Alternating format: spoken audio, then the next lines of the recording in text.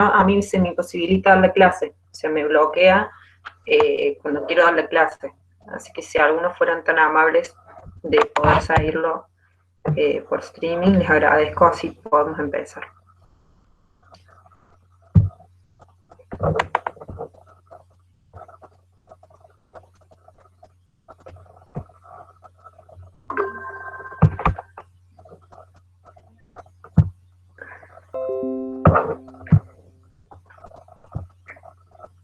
Bueno, chicos, los invito primero a que leamos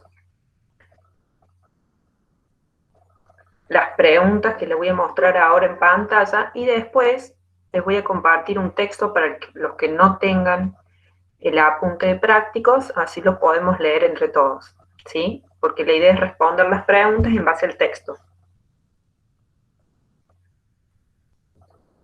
No, no soy yo la que está grabando la clase, por lo cual voy a hablar con el profe Guy para ver si él recibió, si es que algún alumno puso a grabar la clase, siendo que yo les pedí por favor al principio que no la graben.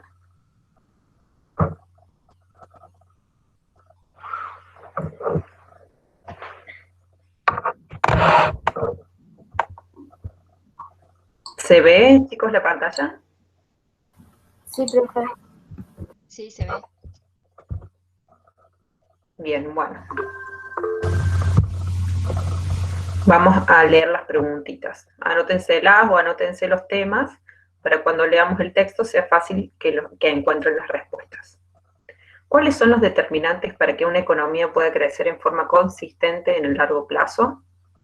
Analice la distinción que realiza el autor entre crecer en forma consistente a largo plazo e impulsos transitorios de demanda. Solo aumentando la demanda agregada del país se podría generar un proceso de crecimiento sostenido. ¿Qué relación se puede establecer entre la protección de los derechos de propiedad y el crecimiento económico? Según el autor, ¿qué se requiere para desarrollar el potencial productivo de la Argentina?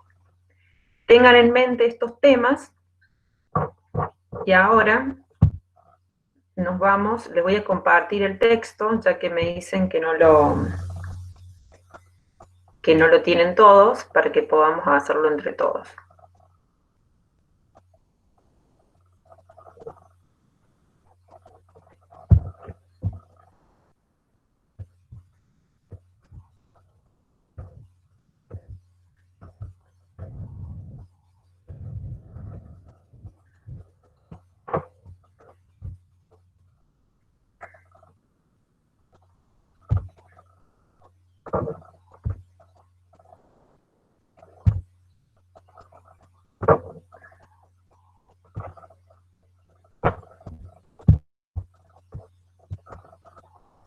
¿Se ve, chicos, en la pantalla el texto? Sí, se ve. Sí, profe, se puede presentar.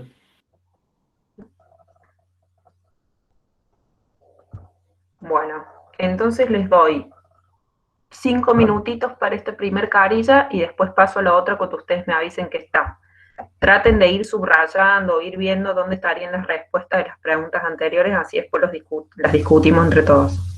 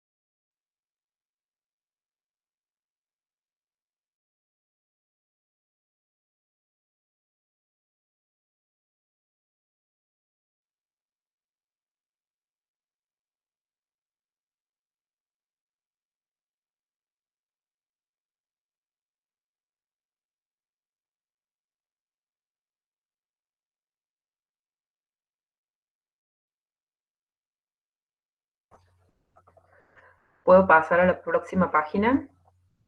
¿O todavía están en esta? Un segundo, profe.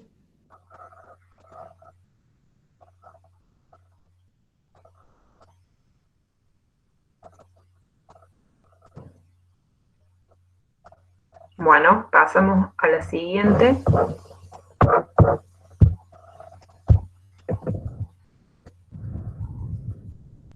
Es esta partecita nomás. Son 2 parrafitos para terminar el texto.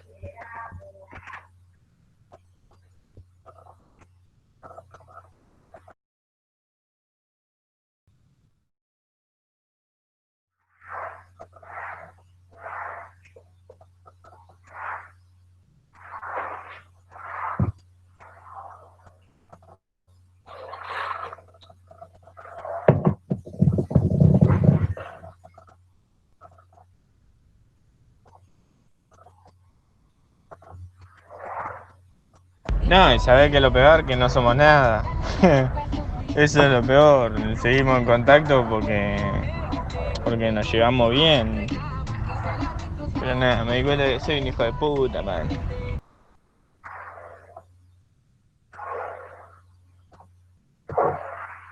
¿Estamos listos, chicos?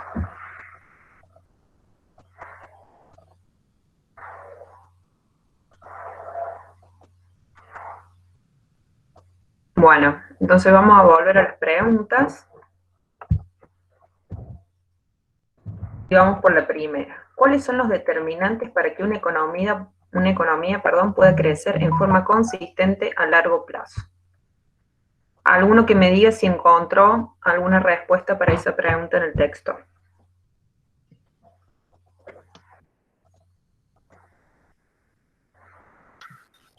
En el primer párrafo, profe. La capacidad productiva. Y la mejora de la capacidad productiva. La mejora de la capacidad productiva, muy bien. Y eso más allá del texto, sino según lo que vimos nosotros en el teórico. ¿Cuál era la única forma de aumentar la capacidad productiva en el largo plazo? ¿Aumentando qué?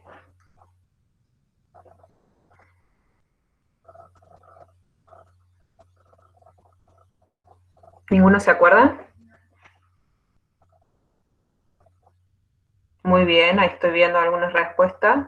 Aumentando la dotación de los factores de producción y de la tecnología. ¿Sí? Porque esos son los determinantes de la función de producción. ¿Qué pasa en el largo plazo según los clásicos? ¿Cómo era la oferta agregada? Inelástica. O sea, que era como vertical. Muy bien. Entonces, si en el largo plazo la oferta agregada es vertical y yo quiero reactivar la economía con expansiones de la demanda agregada. Si bien en el corto plazo eso puede generar algún juego entre la oferta y la demanda, ¿qué va a pasar en el largo plazo? Cuando yo intente reactivar la demanda, ¿qué va a pasar en el largo plazo? Cuando yo intente reactivar la economía desde el lado de la demanda. ¿Qué es lo único que voy a generar? Un aumento en los precios. Muy bien, un aumento en los precios. Eso respondería a la segunda pregunta, ¿no? ¿Estamos hasta ahí, chicos? ¿Esas dos quedaron claras? ¿Alguna pregunta sobre estas dos? ¿No? Bueno. Profe, Sí. ¿cuál es la respuesta de los dos que aumentaría el nivel de los precios? Mira lo que te pregunta. Te dice, analice la distinción que realiza el autor entre crecer en forma consistente a largo plazo e impulsos transitorios de demanda. ¿Qué son los impulsos transitorios de demanda? Son, por ejemplo, una expansión monetaria, ¿sí? Que genera una impresión monetaria para que aumente el consumo, la gente gaste más y en el corto plazo se produzca una reactivación de la economía. Pero eso se produce ¿por qué? Porque hay capacidad ociosa de la economía en el corto plazo. ¿Qué pasa cuando la oferta llega a su potencial de largo plazo y no se invirtió en capital, ni en tecnología, ni en mejora de la productividad, ni el trabajo, ni el capital? ¿Qué pasa? La oferta va a quedar vertical en su monto de largo plazo, ¿sí? Entonces, ¿qué va a pasar cuando sigamos estimulando con shocks de demanda? ¿Qué es lo único que va a crecer si la oferta no se mueve porque es vertical? Los precios. ¿Sí? ¿Se entiende? ¿Se entendió? Sí, profe, gracias. Bueno, ahora vamos por la otra. Solo aumentando la demanda agregada del país se podría generar un proceso de crecimiento sostenido. Falso. Falso. ¿Cómo se genera el crecimiento? A mí me gusta mucho este párrafo que les voy a mostrar. ¿Qué dice? En concreto, desarrollar nuestro potencial productivo implica, por un lado, acumulación de capital físico, para lo que se requiere ahorro público y privado, y derechos de propiedad claros. Acumulación de capital humano, para lo que es indispensable un sistema educativo de calidad. Acumulación de tecnología, para lo que se necesitan políticas que fomenten la competencia y la innovación, y el aprovechamiento de nuestros recursos naturales, para lo que es preciso un Estado de Derecho y regulación inteligente. Esa partecita creo que es la que mejor resumen qué es lo que se necesita para un crecimiento sostenido a largo plazo. Y como hemos visto, las falsas expansiones de demanda generadas por los shocks transitorios no generan crecimiento a largo plazo, sino que lo que genera es aumentar el stock de capital, de empleo, mejorar la calidad del capital humano y innovación y desarrollo tecnológico. ¿Se entendió? Sí, pero ¿Qué relación se puede establecer entre la protección de los derechos de propiedad y el crecimiento económico? ¿Recuerdan ustedes cuáles eran los principios universales? ¿Algunos se los acuerdan?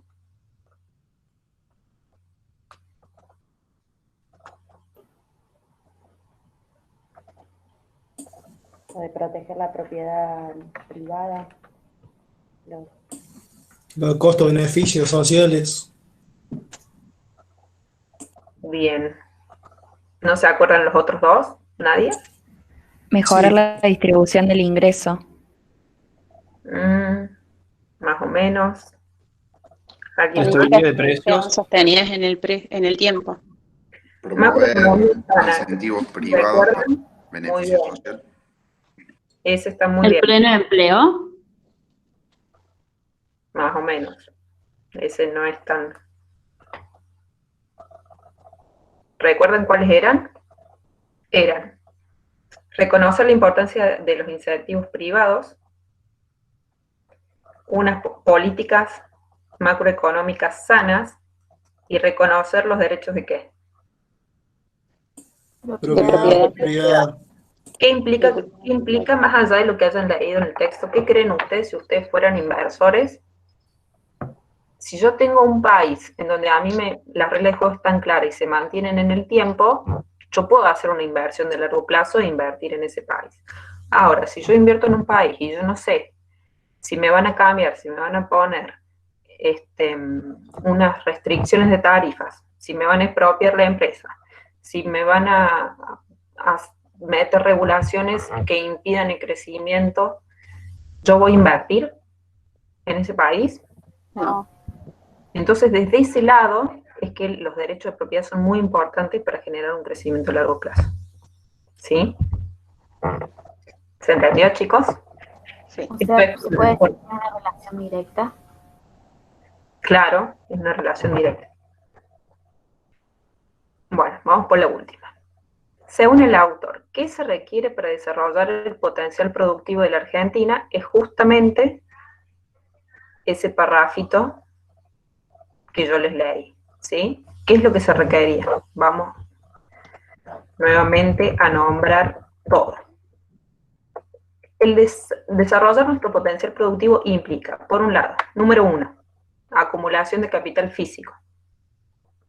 Para esto se requiere ahorro público y privado. Y derechos de propiedad claros. ¿Por qué? Porque si no tengo derecho de propiedad claro, no voy a invertir y no voy a acumular capital y no voy a invertir mi capital en el país. ¿Sí? Acumulación de capital humano. Número 2. ¿Qué necesito para un buen capital humano? Un buen sistema educativo. Acumular tecnología. ¿Qué necesito para esto? Fomentar la competencia y la innovación. Y por otro lado, aprovechar los recursos naturales, evitando regulaciones perversas y fomentando las regulaciones inteligentes y dentro del derecho. ¿Sí? Eso sería lo que el autor nos dice que tenemos que hacer para desarrollar nuestro potencial productivo. ¿Se entendió, chicos, este repaso de un poco de principios universales y otro poco de cuáles son los factores de crecimiento? Sí, profe. Bueno, vamos a volver entonces a las Firminas.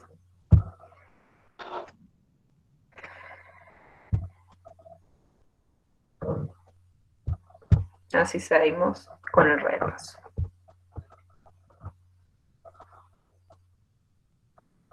¿Están viendo, chicos, ahí en la pantalla?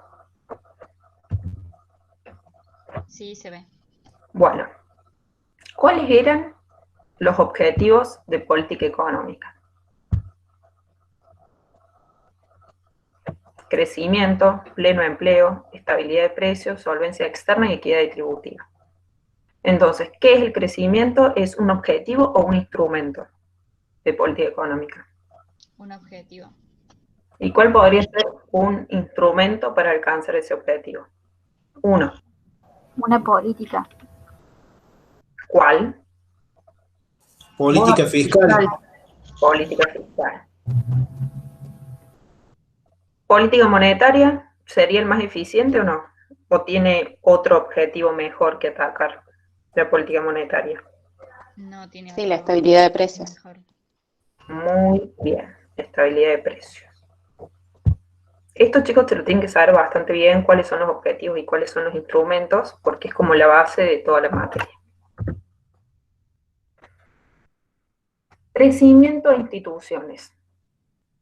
Los países crecen sostenidamente con instituciones inclusivas que fomenten igualdad de oportunidades y derechos de propiedad, que es lo que habíamos estado viendo. ¿Qué pasa con el crecimiento bajo las instituciones extractivas? Si bien se podía dar, era un crecimiento ¿de qué tipo? A corto plazo. Corto plazo. Muy bien, perfecto. ¿Sí? Entonces, ¿qué necesitamos para un crecimiento sostenido? Instituciones inclusivas que se basan en la igualdad de oportunidades y los derechos de propiedad. Acá vamos a repasar un poquito lo que vimos en el teórico, no sé, creo que lo tuvieron conmigo el teórico, que es cómo Argentina pasa de tener una tasa de crecimiento similar a la de los países desarrollados para después de la Primera Guerra Mundial comenzar un poco su trayectoria oscilante, mientras que el resto de los países muestra un crecimiento más tranquilo, digamos, sin tantas oscilaciones y además unas tasas de crecimiento muchísimo más altas que las de Argentina. ¿Qué pasaba? Nosotros tuvimos muchas crisis desde la Primera Guerra Mundial, desde el fin de la Primera Guerra Mundial hasta ahora.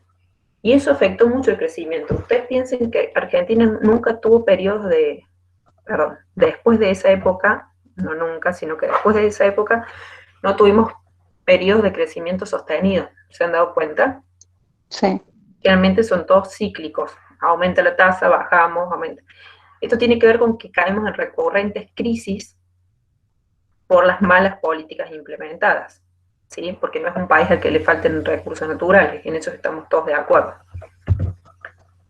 Como pueden ver, ahí les pusimos un poco algunos ejemplos de todas las crisis que tuvimos en la Argentina, que aumentaron muchísimo la brecha entre Argentina y el resto del mundo en cuanto a crecimiento. Y dentro de la región éramos los mejores, pero ya también los países latinoamericanos muestran tasas de crecimiento superiores a la Argentina desde fines de los 80. Aunque tuvimos un buen periodo en los 90, que fue el principio, digamos los primeros años, después se volvió a caer. Entonces, repasemos. Hasta los 70 Argentina superaba a España y luego comienza una divergencia.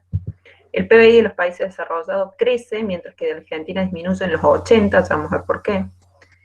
Respecto a los países latinoamericanos, podemos ver que al tomar medidas adecuadas, Chile se desprende de Argentina. Eso es lo que habíamos visto en la clase teórica. Acá un poco repasamos el tema de la contabilidad del crecimiento. El producto depende de la productividad total de los factores, el stock de capital y el trabajo.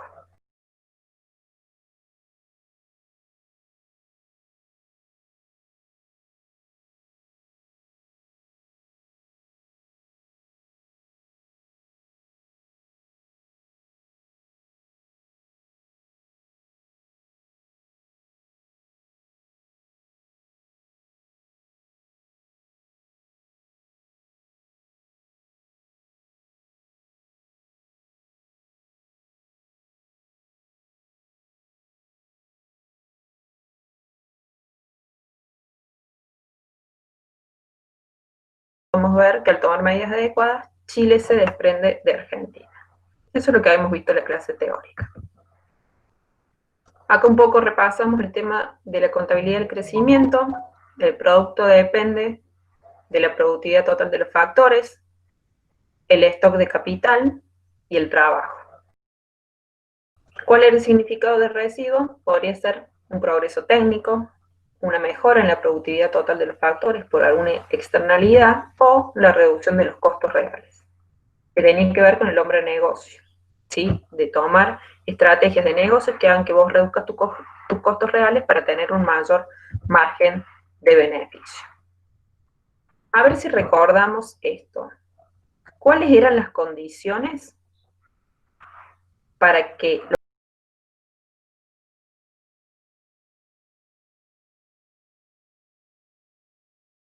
los inversores pueden percibir los costos reales de la producción?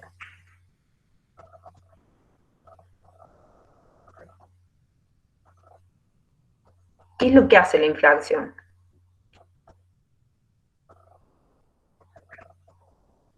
¿Me muestra el valor real de las cosas? Es fácil. Distorsiona la toma de decisiones.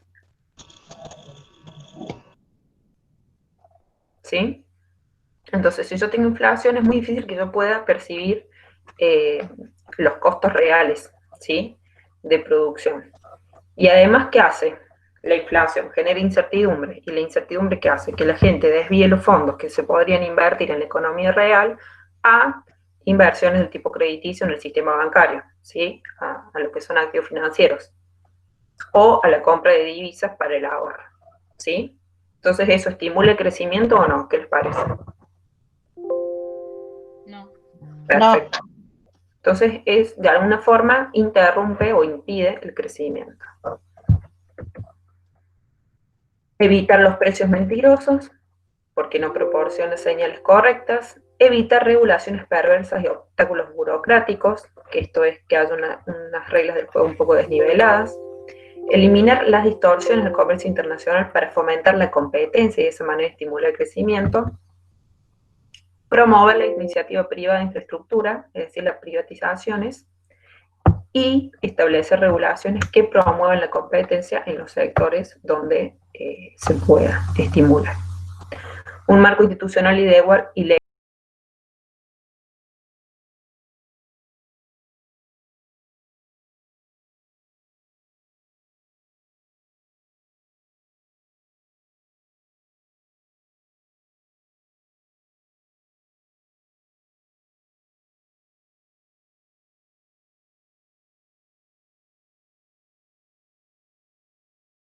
distinta y únicamente por tener una postura política distinta da de baja todas las iniciativas que promueven el crecimiento sostenible en el largo plazo, nunca lo vamos a concretar. Esto es para que vean un poco la tasa de inflación, que es lo que ya habíamos visto, cómo la inflación obstaculiza el crecimiento. Fíjense que el del 79 al 89 las tasas de inflación fueron altísimas. Y estamos hablando de que en los 80 prácticamente la Argentina fue una década perdida, se le dice, porque no hubo prácticamente crecimiento, o hubo crecimiento negativo, como lo vimos recién.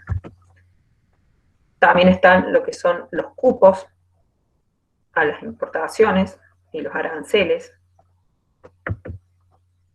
Entonces repasamos cuáles serían los obstáculos al crecimiento, la retención y los aranceles. Tasas de interés reales negativas, ya le voy a explicar por qué. Tarifas de servicios públicos subsidiadas. Esto es lo que hablamos de que si las tarifas están subsidiadas y tienen un tope, por un lado la gente no va a pagar lo que vale. Y por otro lado, como no va a haber una rentabilidad en el negocio, la inversión se atrasa cada vez más. Por eso siempre los cortes de luz en verano, hay cosas que se suscitan todos los años que tienen que ver con la falta de inversión en los servicios públicos. Y por último, los tipos de cambio múltiple, que lo único que hacen es fomentar actividades especulativas y desviar, digamos, beneficios hacia un sector. Esto es para que vean un poco lo que es el dólar oficial contra el dólar blue. Sería la distancia entre esos dos, sería la prima del mercado paralelo, y cómo esa siempre creció desde el 2012 en adelante en la Argentina. ¿Sí? Cuando se instaló el cepo en adelante. Y bueno, también ver cómo la inversión bruta interna bajó muchísimo si comparamos los años 1900 con los 2000. ¿Sí? En todos los años vemos bajas.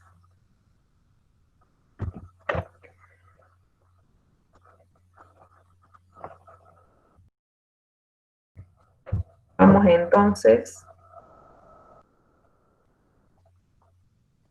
a ver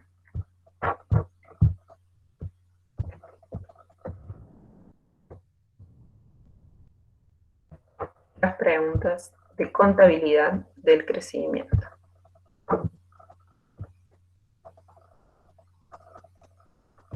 ¿Quedó claro el repaso, chicos? Sí, profe. Ahora con eso que vimos vamos a responder estas preguntas, ¿sí? ¿Se están viendo las preguntas? Sí, se ven.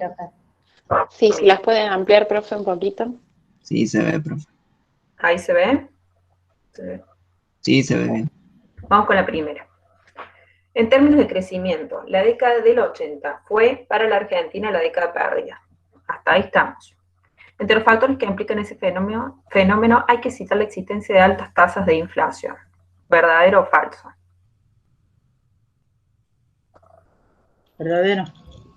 Muy bien. Verdadero. Entonces, ¿cuál es la conclusión más allá de si es en los 80? La conclusión es que la inflación es un obstáculo al crecimiento, ¿sí, chicos? Eso es lo que ustedes tienen que ver claro. ¿Y cuál fue, como para repasar un poquito de historia económica, el hecho cúlmine de la inflación de los 80 en Argentina? La crisis asiática. No, eso fue más en los 90. La crisis de tableta. Brasil. ¿Qué pasó en el 89? Brasil estaba en los 90. ¿Qué pasó en el 89? La hiperinflación. Y la hiperinflación. Muy bien, la hiperinflación. Todas esas cosas que me nombraron son todas cuestiones que afectaron la década de los 90, sí, chicos, no de los 80. Lo más conocido en la década de los 80 fue la llegada de la hiperinflación a la Argentina. ¿Sí? ¿Se entendió? Seguimos con el siguiente. Argentina ha mostrado a lo largo de su historia un proceso de crecimiento muy similar al conjunto de países desarrollados. Falso. Falso. Bien. ¿Y cómo fue sintéticamente la historia? Hasta 1940 estuvo por debajo el crecimiento, o sea, estuvo por debajo pero creció en la misma tendencia, pero después de 1940 se atrasó mucho. Después de la crisis del 30, te diría. Ya Del empezó, 30, sí. se empezó a ver un poquito de divergencia. Y a partir del 70, como se dice su compañera, es cuando eso ya se hace muy evidente. Es como que hay 3 periodos. Hasta la Primera Guerra Mundial, de la Primera Guerra Mundial a los 70, que si bien estábamos un poco por debajo no era una diferencia tan significativa y más o menos estábamos queriendo salir. Y ya de los 70 en adelante se vuelve muy pronunciada la diferencia entre Argentina y los países desarrollados por las distintas políticas que se han implementado en cada uno de, digamos, en nuestro país respecto al resto del mundo. ¿Sí? La política de control generalizado de precios, que se orientaba a controlar la inflación, demostró posibilitar el crecimiento sostenido al facilitar reducciones de los costos reales de producción. Falso. Falso. ¿Qué hace la inflación con los costos de producción? Distorsiona. Distorsiona y no deja percibir los costos reales de producción, por lo tanto es un obstáculo al crecimiento. ¿Sí? ¿Serían los precios mentirosos? También. Pero como esta está enfocada en los costos reales de producción, respondemos por ahí, lo cual no implica que lo puedas completar también con lo de los precios mentirosos. ¿Se entendió, chicos? ¿Vamos a la otra? Sí. Las restricciones al comercio exterior no tienen ninguna incidencia sobre el crecimiento económico. Falso. Falso. Falso.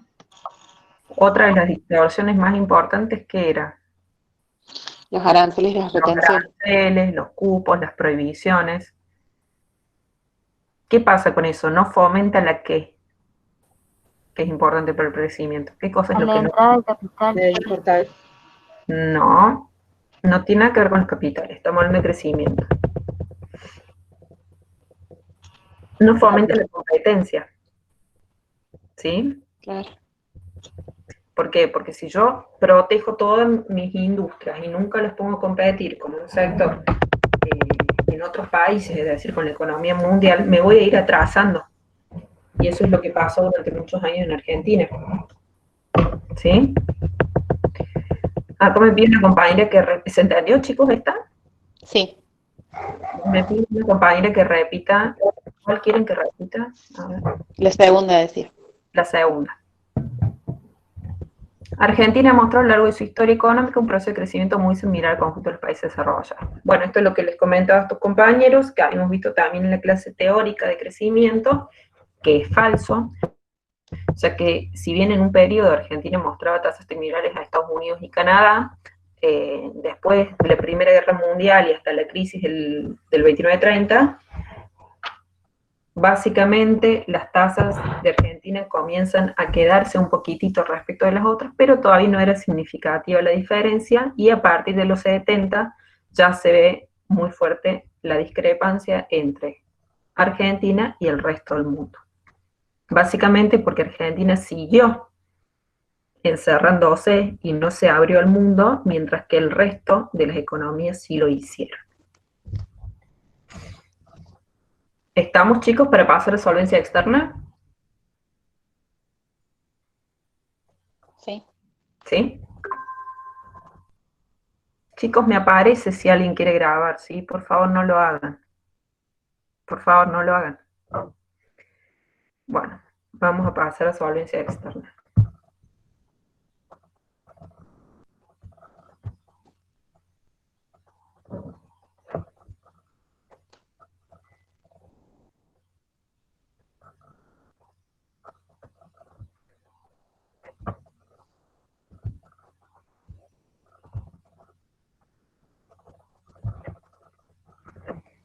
¿Ven ahí? Sí. ¿Se ve la pantalla? Bueno, sí. Vamos a repasar entonces un poquito las distintas maneras en que podemos definir la cuenta corriente. ¿Estamos de acuerdo? ¿Esto lo vieron ya? Creo que sí. Tienen que haber visto el teórico.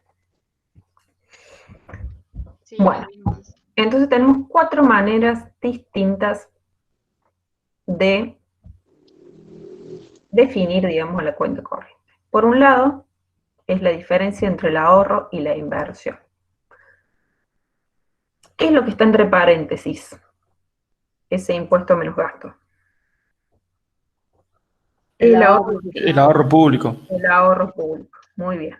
Por eso se dice que es la diferencia entre el ahorro y la inversión, porque los primeros dos términos son ahorro, uno el privado y el otro el público, y se le resta la inversión, ¿sí?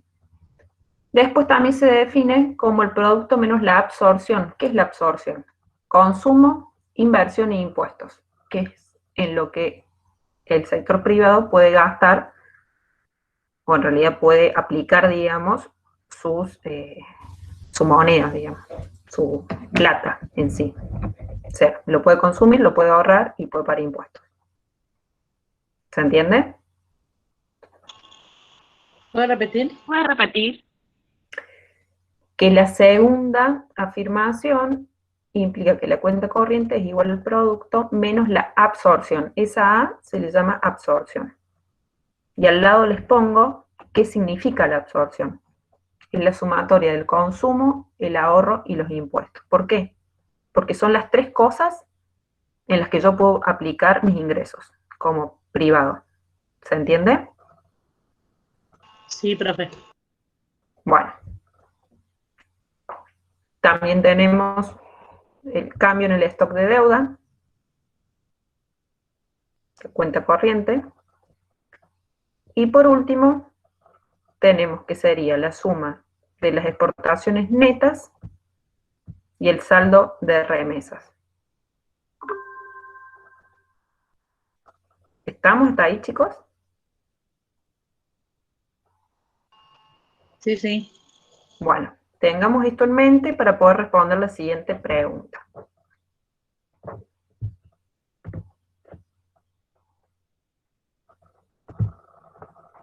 La cuenta corrientes de la balanza de pagos puede ser definida como el exceso de absorción doméstica sobre los ingresos, sobre el ingreso bruto interno, perdón, que sería el PBI.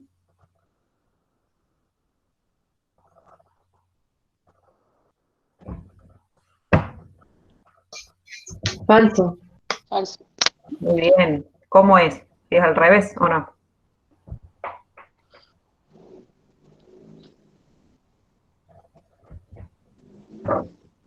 ¿Quieren que recordemos la ecuación? Era el ingreso Era el ingreso menos la la absorción. absorción. Sería cuenta corriente deficitaria eso. Exactamente. Esto sería un déficit de cuenta corriente. Vamos a la segunda. Esta se las voy a dejar porque creo en su inteligencia y creo que le pueden sacar.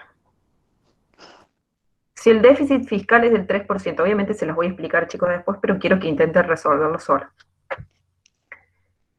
Y existe un superávit de cuenta corriente del 1% del PBI.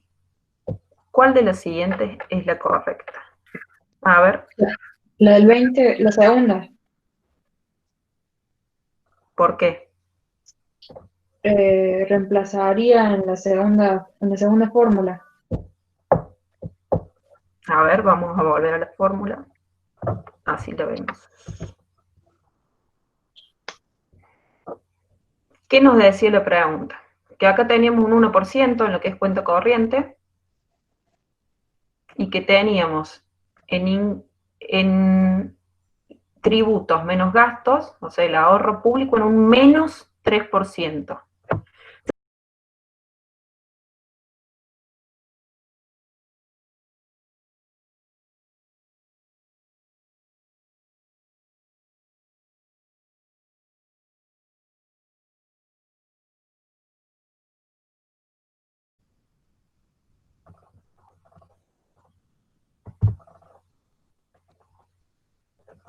Cuatro, muy bien. ¿Vieron que le iban a responder? Ahí les mostré, digamos, la explicación de los verdaderos falsos, mostrando cuál es la definición de cuenta corriente por el lado de ingreso menos absorción, y en la segunda les muestro que la correcta sería un 20% de ahorro y un 16% de inversión, ¿sí? Que es la respuesta número 2 que ven en verde y que es la que señaló su compañera. ¿Se entendió, chicos? Sí. Perfecto. Chicos, dejen de grabar, por favor, se los pido. No sé Profe, quién... ¿puede dejar para que copiemos un segundito? Sí, pero no me graben la clase, por favor.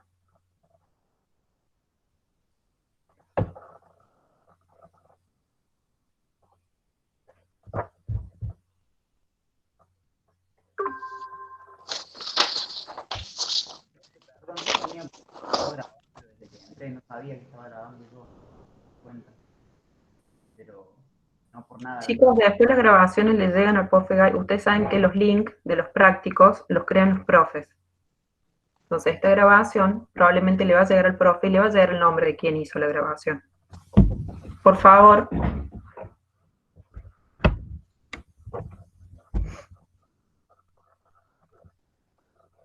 ¿Pudieron copiar, chicos? Sí. Digamos entonces.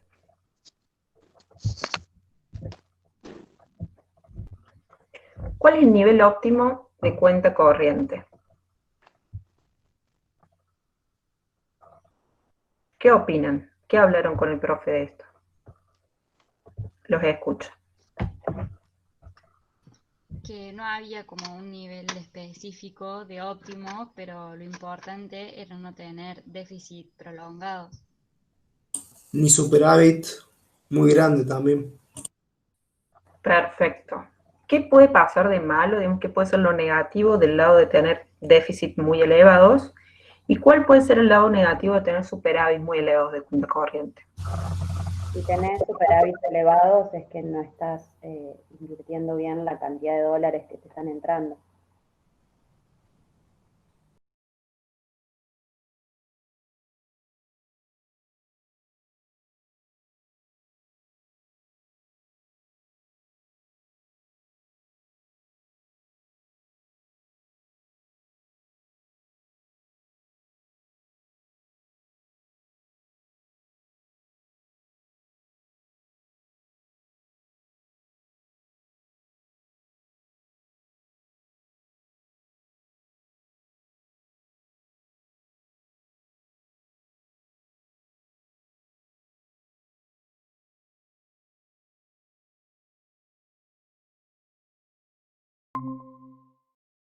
Corriente.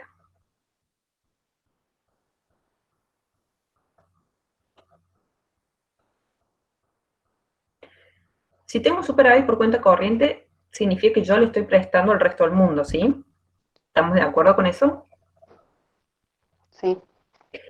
Entonces yo le estoy prestando al resto del mundo, significa que yo no estoy invirtiendo en mi propio país. Entonces, si eso perdura por mucho tiempo y es una distorsión grande... ¿Profe? Sí, ¿qué pasa? Perdón que le interrumpa. Están poniendo que se desconectó del stream. A mí me figura que está andando el stream. Ah, ahora aparece en directo, capaz ahora volvió. Gracias. Debe ser por la señal, chicos. Pero yo no lo he tocado. Bueno, sigamos entonces. Sí, ahí dice que volvió, profe. Ahí volvió. Bueno. Si yo presto mucho al resto del mundo, porque tengo más rentabilidad, o porque la tasa de interés internacional es mayor a la mía, entonces me va a generar mayor rentabilidad, y dejo de invertir en mi propio país, eso también puede generar efectos adversos. ¿Sí? Entonces tampoco es bueno tener superávit muy altos. Un nivel óptimo sería aquel que evita grandes déficits o superávit, ¿sí? Y ahí se maximiza lo que es el consumo intertemporal. ¿Por qué? Porque yo tengo un déficit de cuenta corriente, yo estoy adelantando consumo y en el futuro voy a tener que devolver. ¿Se entiende? Entonces la idea es sacar una ganancia de ese adelanto de consumo, que yo, lo que yo les explica de invertirlo en algo que nos dé un rédito después. Chicos, por favor, el tema de la grabación.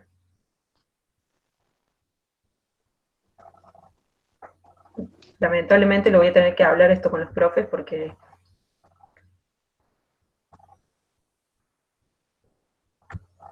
no es la idea.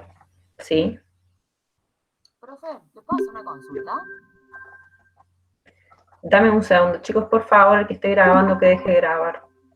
Profe, ahí pone un compañero que se le está poniendo solo, que no sabe qué tiene que tocar. Yo estoy viendo la clase bien y de repente se me pone solo grabando y lo tengo que deshabilitar a cada rato. Recién me doy cuenta que me está pasando ¿Y eso. no tendrás algo automático configurado para que grabe? Y no, porque en otras clases no me pasa esto. Bueno, ya vamos a ver entonces qué es lo que está... qué es lo que está ocurriendo, ¿sí? Pero tratemos de evitar grabar. De ahí se puso de vuelta. Pasa lo mismo, profe. Dicen muchos que está pasando lo mismo. No es que yo apriete grabar, sino que... ¿Yo puedo ver, chicos, quién es el que está grabando? Ahí dejaron de grabar. Por favor, les pido, intenten ver qué es lo que está sucediendo para yo poder continuar con la clase. ¿Sí?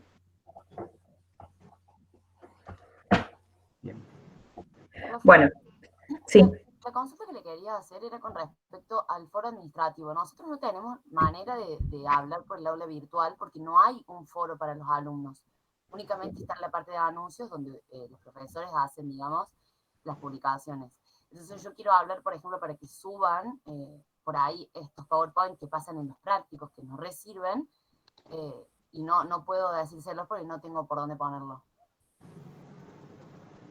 Pero ustedes no pueden responder a los mails que se les mandan los profesores. Ustedes deben tener los mails de cátedra. Sí, pero de igual forma, ustedes recuerden que los prácticos, chicos, la idea es que asistan a los prácticos. Entonces, que se saquen las dudas en los prácticos y en las consultas. Por eso no se graban. ¿Perdón? Que sí, que obvio, yo estoy en las clases, pero las filminas nos resirven para tenerlas ya impresas. Es como que no nos da el tiempo para prestar atención y también copiar las filminas y todo junto. Entonces estaría bueno que por lo menos esas filminas sí las puedan subir para que después nosotros con nuestras anotaciones de las clases nos podamos hacer un esquema y un seguimiento de cómo fue la clase. Chicos, las filminas que están en el práctico son exactamente las mismas que vieron en el teórico. Entonces la idea no es que copien la presentación mientras se da la explicación, sino más bien que presten atención de cómo responder las preguntas, de cuáles son los tipos de preguntas que le pueden llegar a tocar. Todas estas filminas que les estoy pasando son las que di en el teórico, son las mismas. Entonces no es que no pueden estudiar sin tener las filminas del práctico, porque son exactamente las mismas que las del teórico, simplemente que se reducen los temas para intentar responder las preguntas. ¿Sí?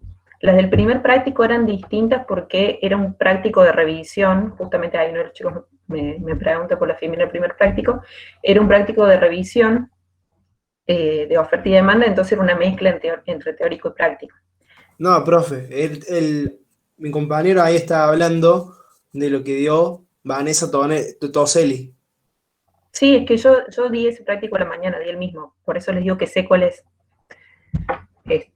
Simplemente lo di en otro horario. Las filminas, en general, son las que usamos en el teórico.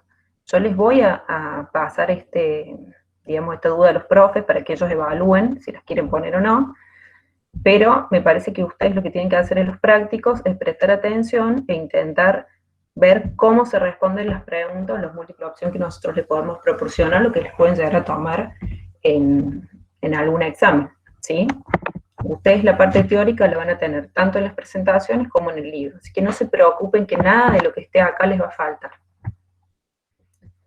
Bueno, seguimos entonces con la próxima pregunta. Vamos a repasar, balanza de pagos. ¿Cuándo está en equilibrio la balanza de pagos? ¿Lo vieron a esto? Sí, profe. Sí. Cuando la variación de reservas es, ¿cómo?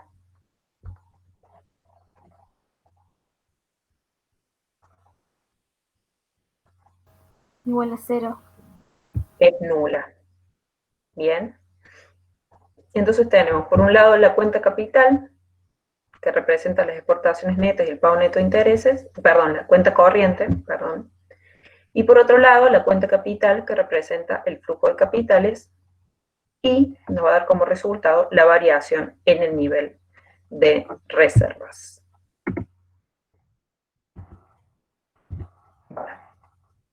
El nivel óptimo de cuenta corriente es cuando la economía no se está endeudando con el resto del mundo. ¿Qué piensan, chicos?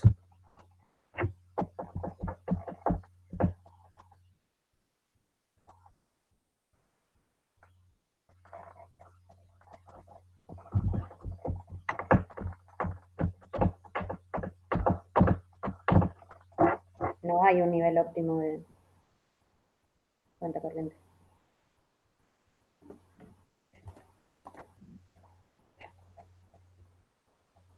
Falso. Falso. ¿Por qué?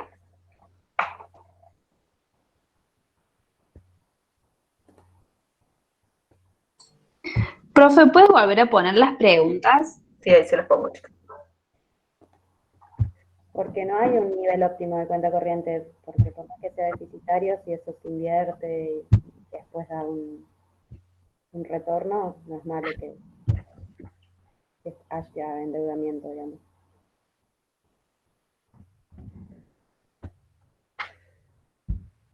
No sé si es que no, a ver, el nivel óptimo de cuenta corriente es muy difícil de estimar, ¿sí?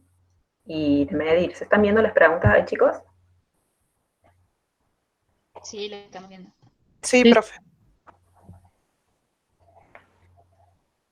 Entonces, vamos a leer bien lo que dice, porque dice, el nivel óptimo de la cuenta corriente es cuando la economía no se está endeudando con el resto del mundo. ¿Qué significa esto?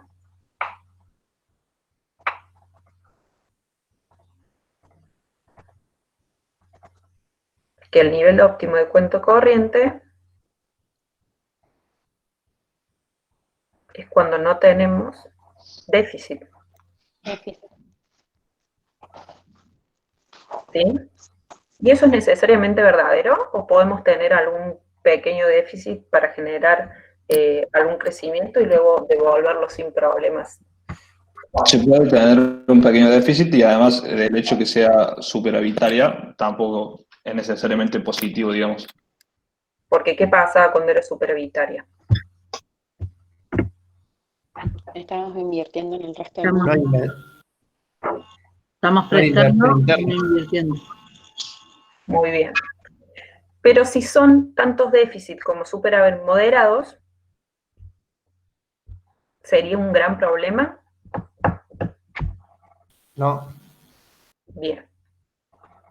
¿Se entendió, chicos, esa parte que no necesariamente tiene que ser cero el resultado, sino que puede haber un leve déficit o superávit? Mientras sea tratado de forma responsable, porque ¿qué es lo que pasa? Si yo tengo un déficit crónico y me sigo endeudando o sigo emitiendo, ¿eso es una forma responsable? ¿O eso sí va a generar problemas? Bien. Bueno, ¿se entendió esta, chicos? Sí. Bueno. Vamos con la siguiente. ¿Qué son déficit gemelos? ¿La 1? ¿La 2? No. La 2. La 2. ¿Por qué? Gemelos significarían en dos mercados diferentes. Claro, tenés en el sector externo, por un lado, y por otro lado, lo que es el sector público, el déficit fiscal. Por ejemplo, ¿recuerdan el mandato de Néstor Kirchner, que se habla mucho de los superávit gemelos?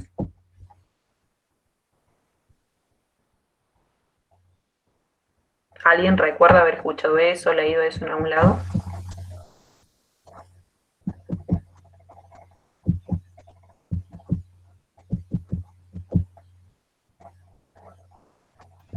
Sí, de balance comercial y del Estado Nacional.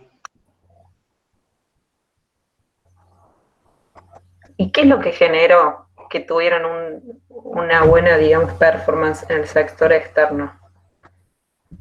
¿Fue por las políticas o hubo algo externo que los ayudó? Los precios de los commodities. Subió mucho la soja y los productos que exportamos. Muy bien, ¿cómo se llama eso? ¿Los términos de qué? Los bienes transables. ¿De intercambio?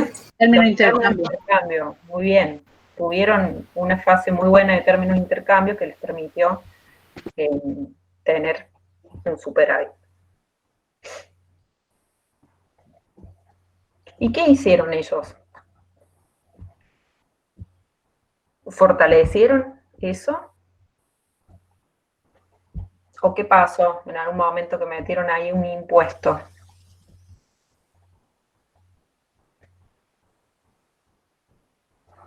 Las retenciones, muy bien. ¿Y esas regulaciones a ustedes les parecen que favorecieron o no al crecimiento, o sea, al aprovechamiento de esos términos de intercambio? Viéndolo ahora a mediano y largo plazo. Bien, no favorecieron, ¿sí? Son regulaciones que no favorecen al crecimiento a largo plazo y tampoco favorecen al equilibrio externo, ¿sí? El déficit gemelo, entonces, ¿cuál era, chicos? La 2. La 2, cuando hay déficit en cuenta corriente y déficit fiscal. Sigamos. Cuando una economía se encuentra en equilibrio externo, las reservas internacionales estarán experimentando un marcado incremento. No, ¿Qué les parece? no, tienen que mantener. Que no. No. ¿El nivel de endeudamiento necesariamente tenderá a reducirse? ¿El nivel de inversión es siempre superior al nivel de ahorro? ¿O podrá implicar que el superávit en la cuenta corriente sea igual a la salida de capitales? Esa. 4. ¿Qué simulación hay?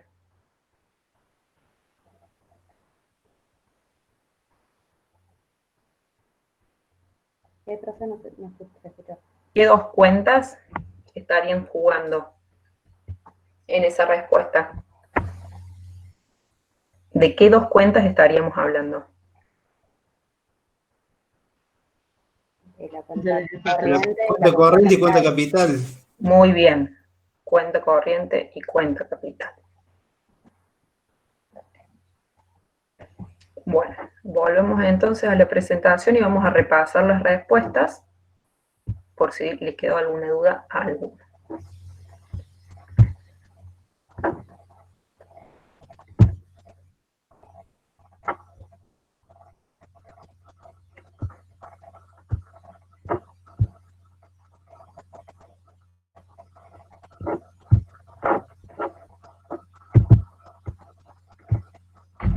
Avisen si se ve, chicos, bien en pantalla.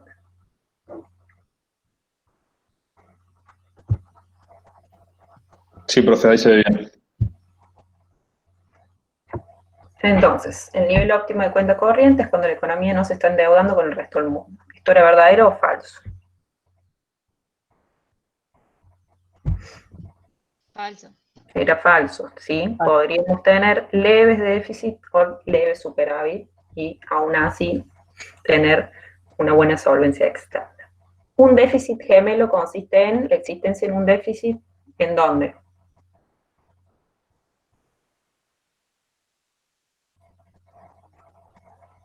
En la cuenta corriente y en el sector público, ¿sí? Y un déficit fiscal. Cuando una economía se encuentra en equilibrio externo, ¿qué implicaba, chicos? ¿Cuál era la correcta? Una igualdad entre la cuenta corriente y la cuenta capital. Podría implicar que el superávit en la cuenta corriente sea igual a la salida de capitales. ¿Sí? ¿Hasta ahí estamos?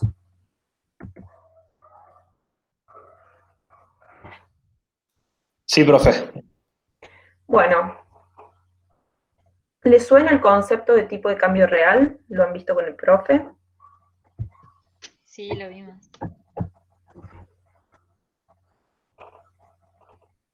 Muy bien. Entonces, ¿me explican con sus propias palabras qué es el tipo de cambio real? ¿Alguno que se anime?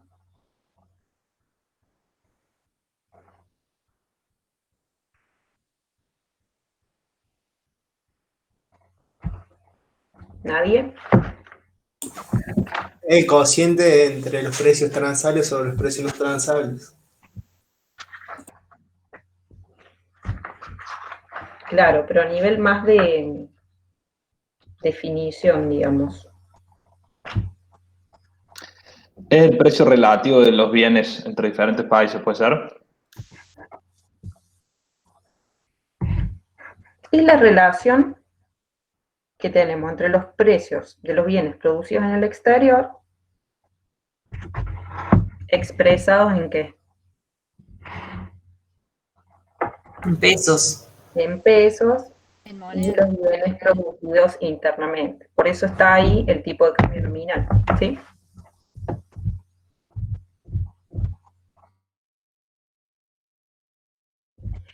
¿Y qué es el tipo de cambio real de equilibrio?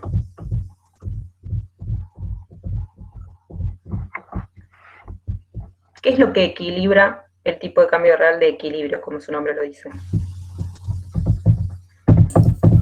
La cuenta corriente más la cuenta capital. ¿Cómo se llama eso? Balanza de La pagos. balanza de pagos. La balanza de pagos, ¿sí? Muy bien. Entonces, como sabemos, la cuenta corriente está determinada por lo que es exportaciones netas, y las exportaciones netas, cuando aumenta el tipo de cambio real, ¿aumentan o disminuyen? ¿Cómo? Si aumenta el tipo de cambio real, ¿ustedes qué piensan? ¿Las exportaciones netas aumentan o disminuyen? Aumentan. Muy bien. Por otro lado, la cuenta capital es el excedente de inversiones internas sobre el ahorro interno. Entonces, como pueden ver, tenemos que el tipo de cambio real de equilibrio iguala a la cuenta corriente ¿con qué?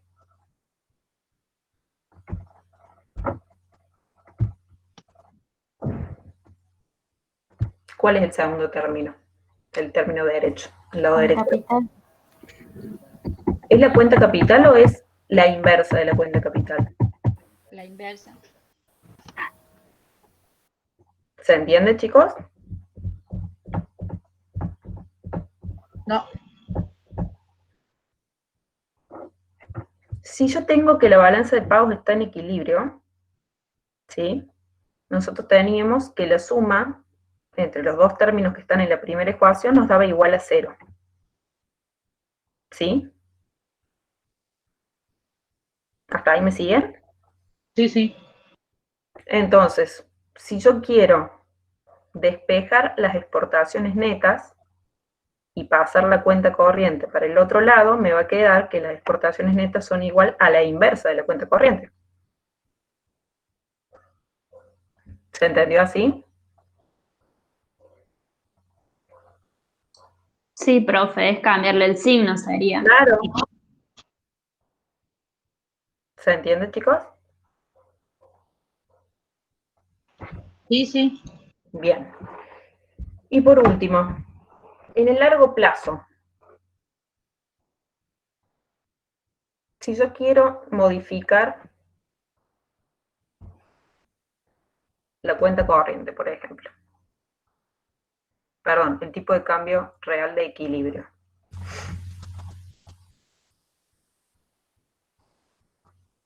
¿Qué es lo que tengo que mover? ¿Las exportaciones netas o la cuenta capital? ¿Qué es lo que no varía en el largo plazo? Esto lo tienen que haber visto con el profe en el teórico. ¿Qué sería la cuenta corriente? No.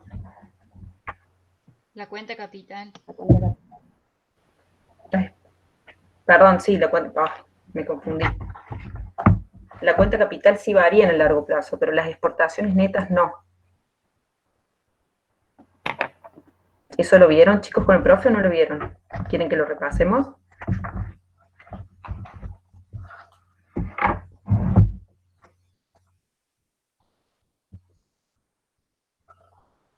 Sí, profe. Sí. Por ejemplo,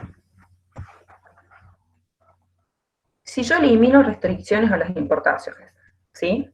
Entonces se van a reducir mis exportaciones netas, ¿no? Entonces va a bajar la oferta de divisas. ¿Hasta ahí me siguen? Sí. Entonces, ¿qué va a pasar con el tipo de cambio? Baja. Si disminuye la oferta de divisas, ¿qué va a pasar con el tipo de cambio? Si hay menos de Aumenta. Aumenta el precio, ¿sí? Aumenta el tipo de cambio.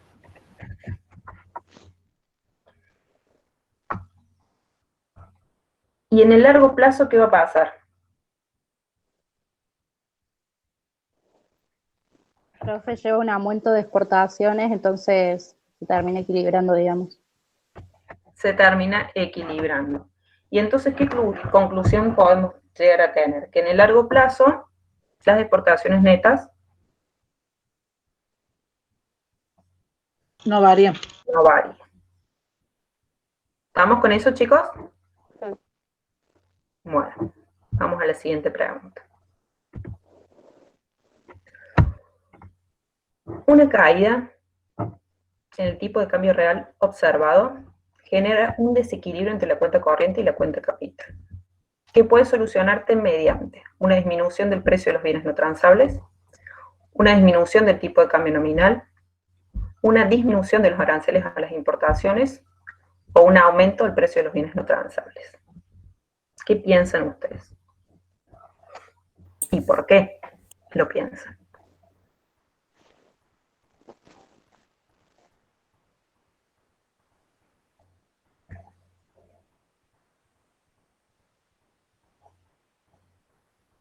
¿Quieren que hagamos el ejercicio juntos? Pensen. La 1 nos dice una disminución del precio de los bienes no transables. ¿Sí?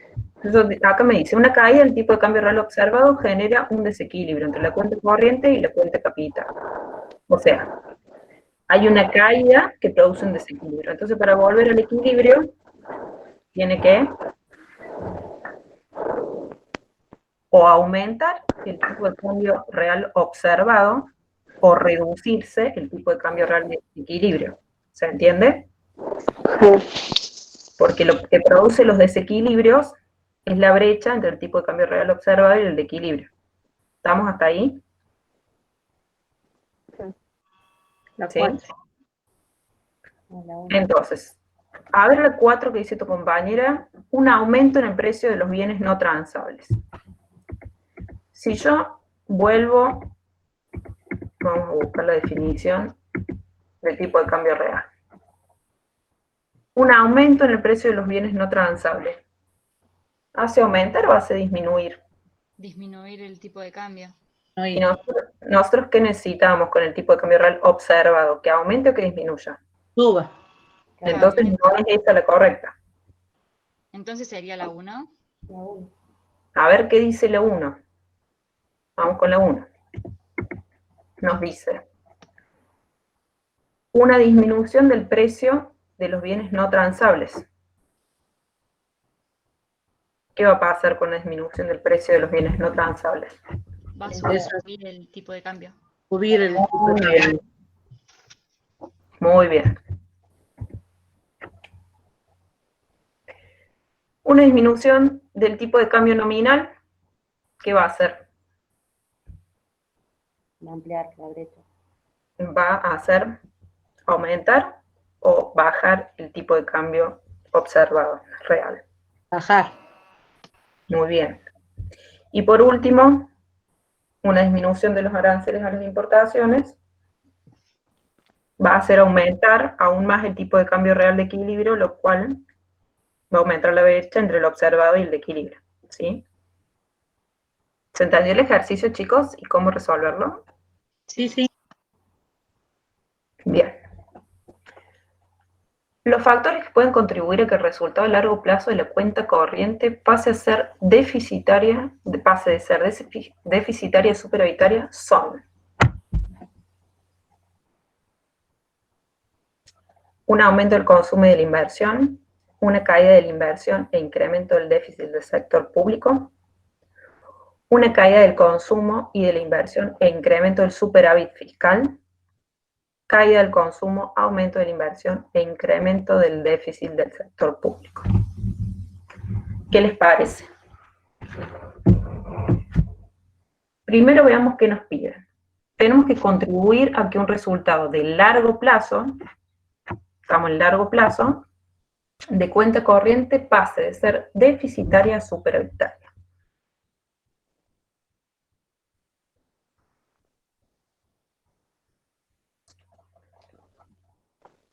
¿Qué les parece? ¿Qué es lo que puede hacer aumentar el tipo de cambio real de equilibrio en el largo plazo, lo cual nos vuelve más competitivos y puede hacer aumentar el superávit de cuenta corriente? Lo primero. Hay que definir lo que es la absorción. No se te escuchó bien, no sé quién es la última alumna que habló, pero no te escucho muy bien. Digo que hay que disminuir lo que es la absorción. Claro. Miren acá cómo se calcula el tipo de cambio real de equilibrio. Si las exportaciones netas no varían, ¿qué es lo que tenemos que modificar? El ahorro y la inversión. Sí. ¿Se entiende? Sí. Entonces, tenemos que desplazar esta recta, que es la inversa de la cuenta capital, ¿hacia qué lado? Hacia la derecha, ¿sí? Y para aumentar lo que necesitamos, viendo esta ecuación, ¿la inversión tiene que subir o bajar? Bajar. Bajar. Bien. Y los ahorros tienen que Aumentar. Aumentar. Entonces, ¿cuál sería la correcta?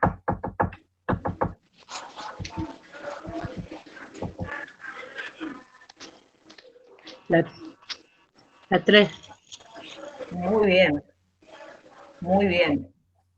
¿Se dieron cuenta, chicos, cómo es el ejercicio de buscar el teórico para responder?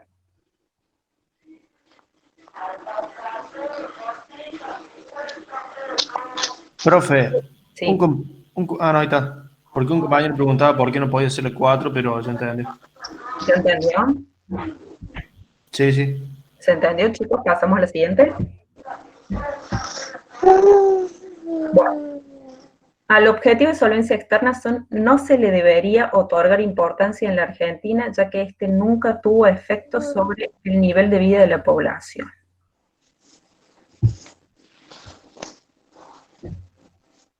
Falso. Falso. Muy bien. ¿Ustedes qué creen? Que durante las crisis y durante periodos previos cercanos a las crisis, ¿qué pasaba con el sector externo?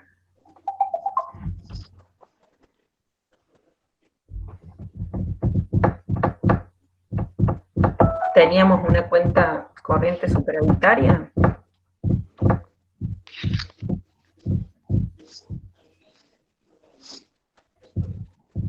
¿Qué les parece? ¿Quieren que veamos un gráfico así nos sacamos la duda? Sí, profe. Bueno, acá están las respuestas a las dos preguntas que vimos recién, con las explicaciones. Y acá les voy a mostrar un poquitito de cómo es la evolución de la cuenta corriente como porcentaje del PBI. ¿Qué pasó, por ejemplo, en la segunda mitad de los 90 hacia adelante?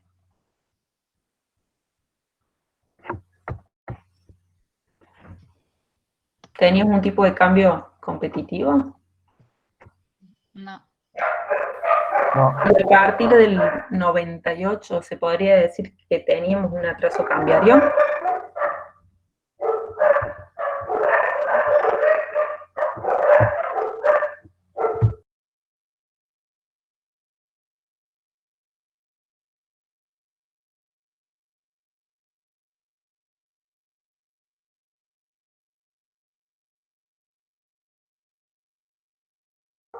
Entonces, ¿cómo ven ustedes que es la evolución del sector externo respecto a las crisis? ¿Tiene que ver o no?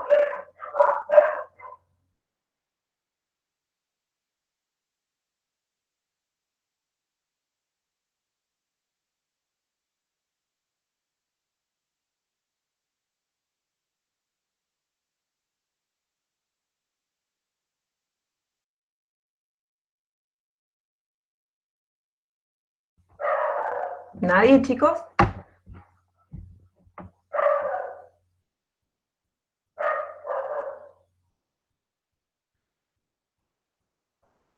¿Qué se puede observar en los gráficos? ¿Ninguno puede comentar nada?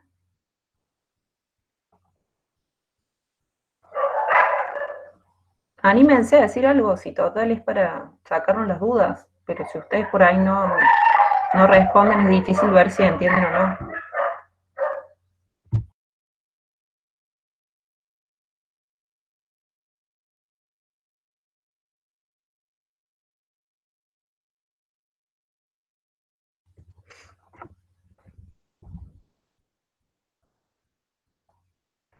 A ver, por ejemplo, veamos el gráfico este de desalineamiento cambiario, donde vemos por un lado lo que es el tipo de cambio real observado y el de equilibrio. Fíjense cómo en los periodos de crisis hay un desalineamiento muy alto entre el tipo de cambio real observado y el de equilibrio. Ven, por ejemplo, a finales de los 2000, en 2001, cómo se agranda muchísimo esa brecha, se llega a notar en el gráfico. Sí, sí. Sí, profe. Y además, en el gráfico de la izquierda pueden ver cómo este desalineamiento cambiario tenía como, digamos, como respaldo un importante déficit de cuenta corriente. Eso generaba un importante déficit de cuenta corriente. ¿Qué teníamos ahí nosotros? ¿Un adelanto o un atraso cambiario? Atrás. Teníamos un atraso cambiario. Entonces, si nosotros teníamos un atraso cambiario y además no reducíamos el gasto público, es decir, no corríamos la cuenta capital y tampoco fomentábamos las exportaciones porque el tipo de cambio no era competitivo, ¿a usted le parece que eso es un buen panorama para el sector externo? No. Eso amplifica Agrava. el atraso. Y entonces después, ¿qué pasó cuando vino el primer gobierno de Néstor? ¿Qué fue lo que hizo Néstor?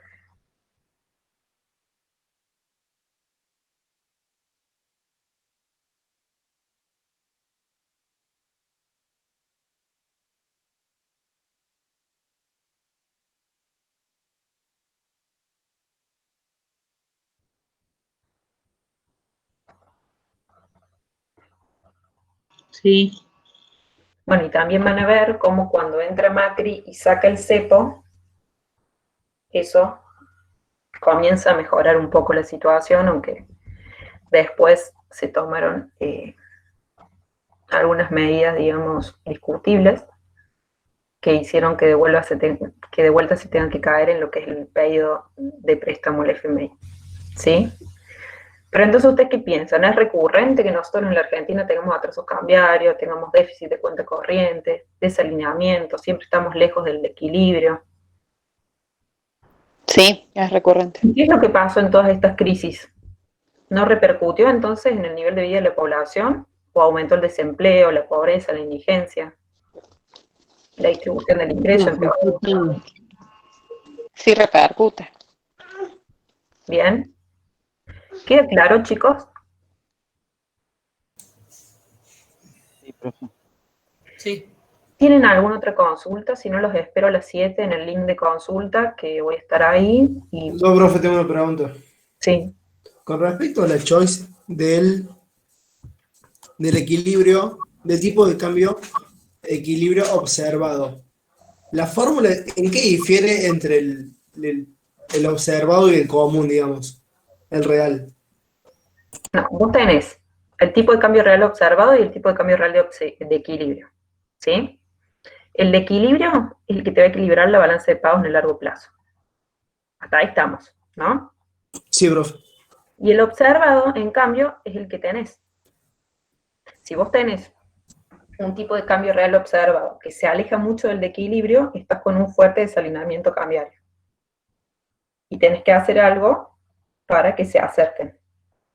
Por eso, vamos a volver a la choice, vos lo que tenías que hacer es lograr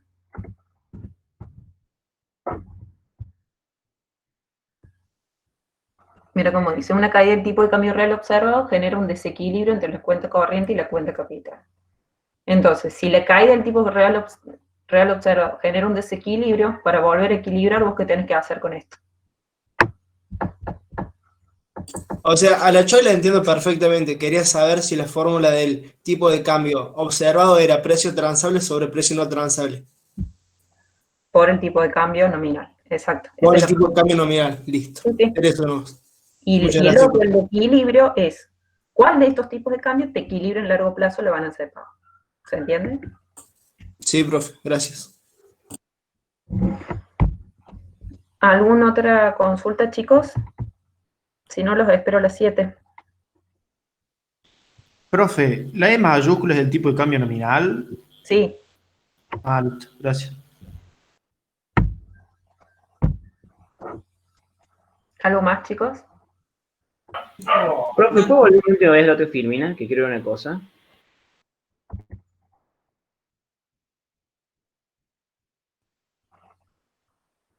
Esa flecha de que baja, yo la puse porque este era el problema. ¿Sí? Gracias. Profe, solo consulta a las 7. Pregunto porque nosotros a esa hora tenemos clase. Sí, el horario de consulta es a las 7, pero es para, o sea, no es mío, es de toda la cátedra los miércoles a las 7. O sea, pueden ir cualquier miércoles que puedan a las 7.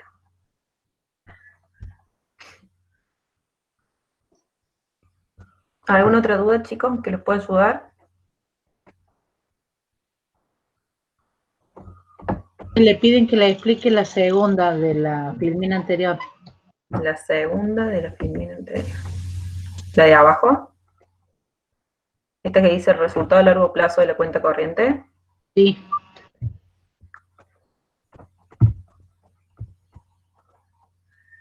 Bien. ¿Qué pasa en largo plazo? Las exportaciones netas se terminaban compensando y en el largo plazo no variaban. Entonces, en el largo plazo, si yo quiero aumentar mi tipo de cambio real de equilibrio,